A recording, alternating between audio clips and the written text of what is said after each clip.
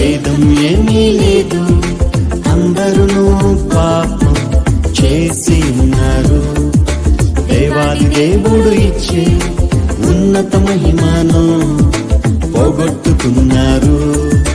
భేదం ఏమీ లేదు, అందరూ పాపం చేసి ఉన్నారు. దేవాది దేవుడు ఇచ్చే ఉన్నత మహిమను పోగొట్టుకున్నారు. ఏ కులమైన, మతమైన, జాతైనా, రంగైనా దేవుని దృష్టిలో అందరూ పాపులే. ఏ కులమైన, మతమైన, జాతైనా, రంగైనా దేవుని దృష్టిలో అందరూ పాపులే.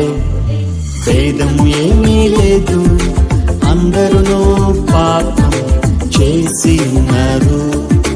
దేవాది దేవుడు